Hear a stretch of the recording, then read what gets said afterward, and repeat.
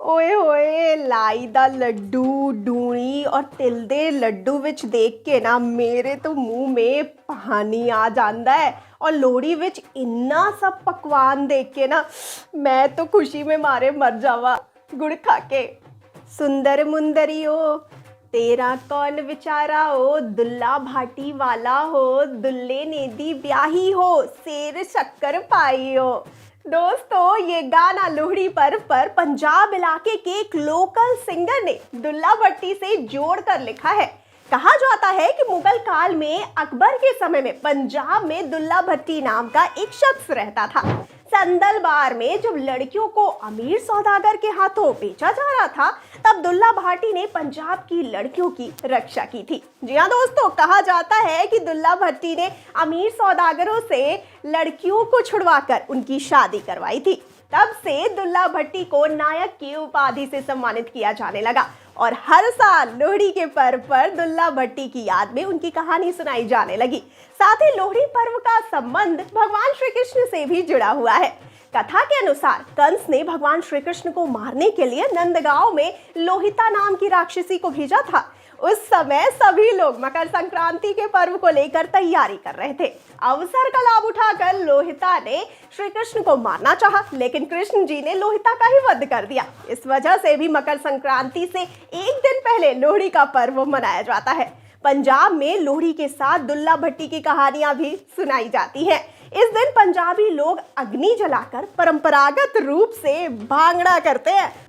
भांगड़ा के दौरान गीत भी गाते हैं और दुल्ला भट्टी की प्रशंसा गायन भी करते हैं। दरअसल दुल्ला भट्टी गरीब लोगों की मदद करता था। एक बार उन्होंने 2 अनाथ बहनों को उनके चाचा से बचाया था, जिसने उनको जमींदारों को बेच दिया था।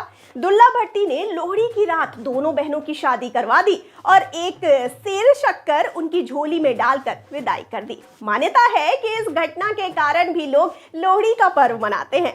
लोहड़ी का पर्व पारंपरिक तौर पर फसल की कटाई और नई फसल की बुआई से जुड़ा हुआ है। लोहड़ी की अग्नि में रवि की फसल के तौर पर तिल, रेवड़ी, मूंगफली, गुड़ आदि चीजें अर्पित की जाती हैं। इस तरह सूर्यदेव व अग्निदेव के प्रति आभार व्यक्त किया जाता है कि उनकी कृपा से फसल अच्छी होती है और आने वाली फसल में भी कोई समस्या ना हो। साथ ही ये त्योहार परिवार में आने वाले नए मेहमान जैसे नई बहू, बच्चा या फिर हर साल होने वाली फसल के स्वागत में मनाया जाता है। दोस्तों लोहड़ी का पर्व माता सती से भी जुड़ा हुआ है। जी हाँ, ये कथा तो आप सभी जानते हैं कि जब माता सती के पिता राजा दक्ष ने महायज्ञ किया था तब भगवान शिव और माता सती को आमंत्रित नहीं किया गया था, लेकिन माता सती अपने पिता के न बुलाने पर भी यज्ञ में पहुंच गई, जहां उनका और भगवान शिव का राजा दक्ष द्वारा अपमान किया गया। अपमान से क्रोधित देवी सती ने खुद को हवन कुंड के हवाले कर दिया। दोस्तों देवी सती के आत्मदाह के बाद भगवान शिव ने राजा दक्ष का घमंड से भरा हुआ सिर काट दिया था। दक्ष को जब अपनी गलती का एहसास हुआ और बाद में ब्रह्मा जी द्वारा प्रार्थना किए जाने पर भगवान शंकर ने दक्ष प्रजापति को उसके सिर के बदले बकरे का सिर प्रदान करवा कर यज्ञ संपन्न करवाया। इसके बाद जब देवी सती ने पार्वती के रूप में जन्म लिया था तब पार्वती जी के ससुराल में लोहड़ी के अवसर पर दक्ष प्रजापति ने उपहार भेजकर क्षमा मांगी और भूल सुधारने का प्रयास किया।